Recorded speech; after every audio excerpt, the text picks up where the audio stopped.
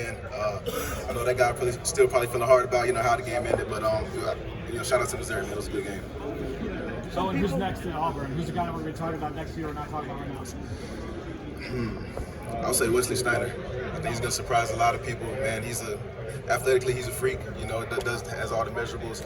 Really smart guy, man. He's going to be out there commanding the defense. So, I'm excited to see what he does this year. At what point did you realize, he was really last year, man, just seeing the things that he did in practice, you know what I'm saying? It just shows flashes of it every day, even in the games, you know what I'm saying? Like, he had a huge play in LSU in the red zone, you know what I'm saying? Coming down, just making a big hit. But I think he's going to be the guy next year for sure. This is the toughest guy you saw in the game last year. Not the most talented or the highest drafted, the toughest, most physical. On Auburn or just big game? The game? We got him when he was hurt, but I'll say Jahmyr Gibbs. He was definitely on film one of the most talented running backs I've seen, since I've been in college. So, yeah. You get the sense some teams are interested in deploying you kind of as I don't want to say tweener, but as a linebacker, straight linebacker, and sometimes and more as almost safety on other downs, coverage-wise. From everybody I've talked to, I haven't heard that. Everybody's been saying either Mike or Will, so that's the role I'm going to end up playing. Can you just talk about what kind of the University of Auburn means to you, being going to school on the plains there, Jordan Hare Stadium, the traditions? I mean, just going back to Bo Jackson's, it's such a great lineage. Yeah, Auburn's going to have a special place in my heart for the rest of my life. They were actually the second school to offer me all the way back when I was in the 8th grade. So since 2015, I've been back and forth to the plains and just building a relationship with everybody there.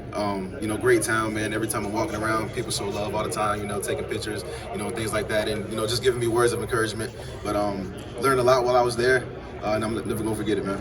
You get to watch a lot of Auburn players that are in the NFL now. Like the Bucs have a bunch.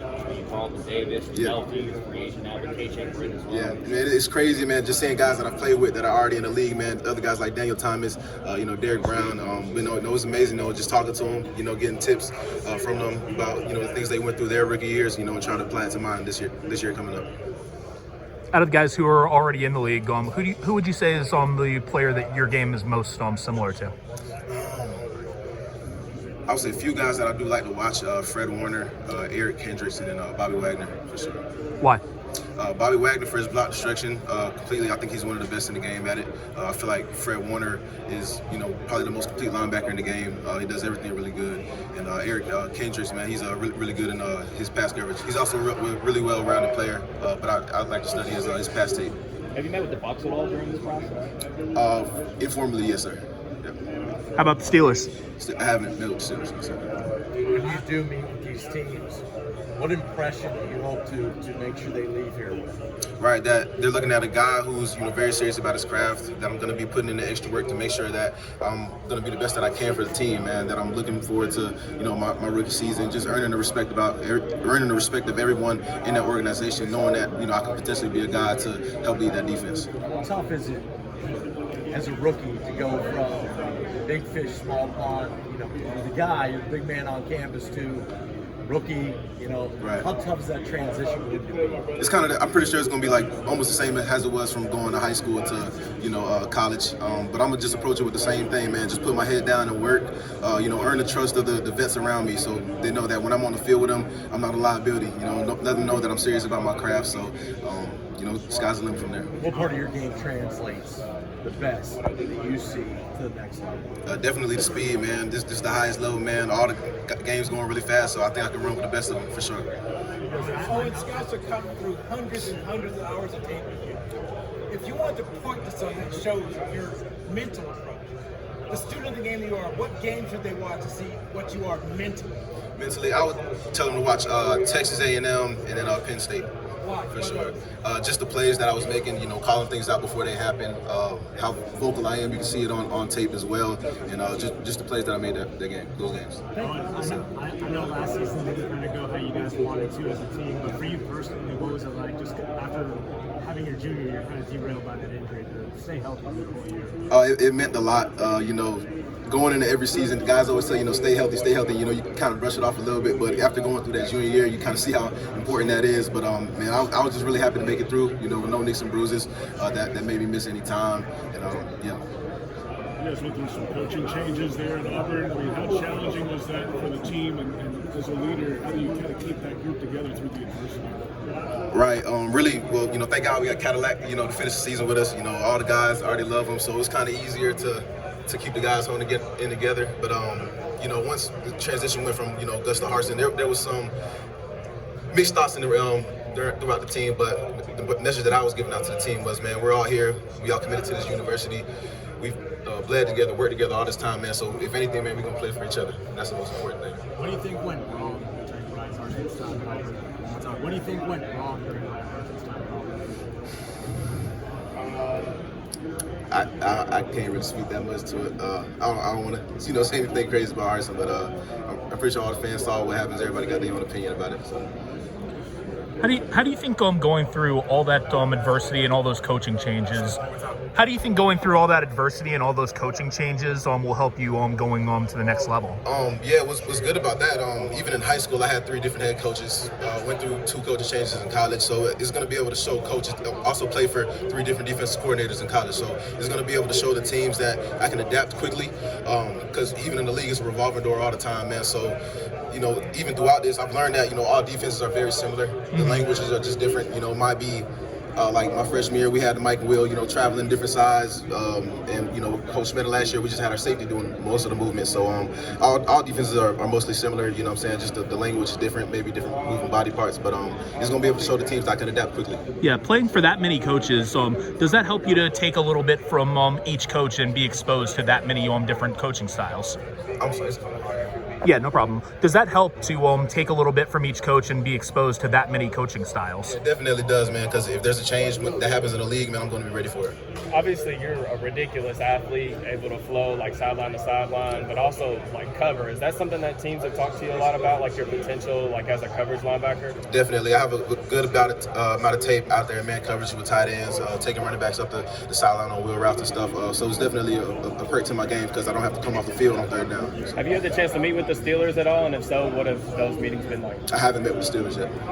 Do you think NIL will start to keep some guys in school a little longer who maybe have later round or are going to be undrafted? Yeah, definitely. If a guy probably has a later round grade and he's already making good money in college, I wouldn't see why he wouldn't stay, just to get that extra year to help develop himself and, financially he'll be okay. So. Owen, you're a guy from the state of Georgia recruiting you. How would you describe your experiences playing them and what makes them a championship program for you? Man, I think the whole world knows what makes them special. They do everything well, man. Had really good defense, man. Great players on offense. They're just a well-rounded team, man. They all play together. They play for each other. They love Kirby Smart. And, man, every time you go out there and line up against them, you're going to get their best. So you got to be on your A game. But it was cool to see what they did for these last 2 years, though, when those back-to-back championships. What teams have you met with so far? Y'all trying to make me go viral or something. I think they're on the way, for sure. What teams have you met with formally so far? Just the Jets so far. Just the Jets? Okay. As a recruit, I know you kind of got a lot of attention with just how you tested a lot of these games. What do you expect to do out there this week? Just go out there and do what I do. People can look into my past, see what I've done, and expect to see similar come tomorrow. Yeah, I got them, but I want everybody to see them once I do them tomorrow. So yeah. Where does your nickname come from? Just going to camps and stuff, man. Putting up crazy numbers, and just athletically what I do on the field, man. I actually got in my 8th grade season. My defensive coordinator, he told me, man, you remind me of Javon Curse. At the time I was playing DN. He played DN, and his nickname was the Freak. So they ended up giving me from that, and just stuck from that point on. Owen, if you could go back and tell yourself one thing before you started college, what would it be? Making you think. You be ready for change, man, because you never know what happens. Also, who was the best trash talker that you played against in all college? Against? Yeah. Or even with? Guys don't really talk trash to me, man. I play clean football. But I say with, it got to be a toss-up between Smoke Monday or Derek Hall. Are you a big trash talker? Nah, man. I just line up, go to work. Over 40 guys from the state of Georgia high school ball in Georgia and college. Yeah. Georgia are here this week. What is it about high school ball, Pee Wee ball in the state of Georgia? Georgia is the best state for football, and I'm gonna stand on that every single time. And it's coming to show. It shows every year in the draft. And we got a lot of guys from the state of Georgia in the NFL that's having a lot of success. Why do you think that is? Where does it start? When does it start? Even from just a young age, man, a lot of guys, like, you hear about guys that are in 8th grade all the time. Like, I'm gonna give a shout out to my guy Tyler Atkinson right now. He actually goes to Grayson High School.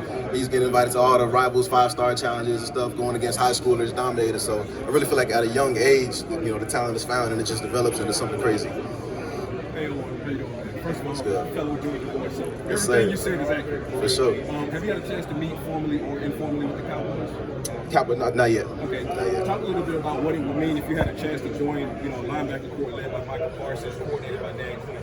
It would mean everything, man. That defense is crazy, and I want to be a part of the defense that's attacking, that's dominant. Everybody fast on the field, man, just flying to the ball, man. It'll definitely be something that I'll be looking forward to. What do you feel like some of your biggest attributes that kind of set you apart from the rest of the linebackers? Definitely my speed. I feel like I'm one of the most athletic linebackers in this draft. Instinctually, I'm sound as well. Taking on blocks. It's just leadership on the field, man. Being an effective communicator. I feel like teams can be able to trust me to make the calls out there, put the green down in my helmet. So, yeah.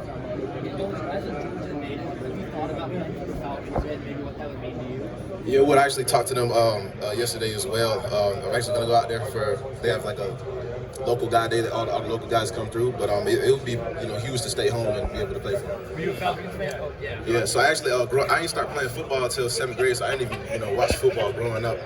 Both my parents they're from Liberia, on the west coast of Africa, so growing up there was a lot of just basketball and soccer in the house. So football came to me kind of late, so I don't really have a dog in the fight, but I watch the Falcons sometimes. What was it about 7th grade? Was there a moment that all right, I gotta try this? Nah, so I was actually playing, so back at my middle school, we used to have like 3-on-3 March Madness tournaments all the time. And one of my coaches in the area, he owned a team, Kenyatta Watson, the Gwinnett Chargers, and his son was playing in that tournament. So when he came to pick him up, my team was in the championship game, and he seen me running around. And I was always kind of bigger than everybody, so he asked him, like, why y'all got this 8th grader playing with y'all? And he's like, nah, that's Owen, that's one of my friends. And, after the tournament, got my information, called my dad up, and that's how I got signed up playing football. So, from there, it just took off. It'll take a while for your folks to understand the game and the nuances of it? Yeah, my dad gets it a lot now. My mom still, she calls quarterback the pitcher sometimes. It's kind of funny, stuff like that. Say, you scored a goal. It's funny, though. But she's getting it more and more every day. Have the Packers pivot field and played for Auburn?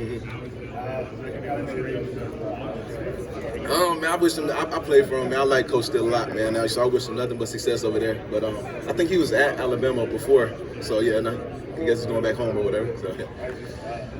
Has Green Bay showed any interest in you? Sir? Have the Packers showed any interest in you? We had an informal meeting yesterday, but it was more so just getting general information. We'll probably be more down the line. Sure. Yeah. Talking about your two rivals, Georgia and Alabama, who do you think has the upper hand in college football going forward? Man, Georgia got the hot hand right now. They just went back to back, so I'll definitely say UGA.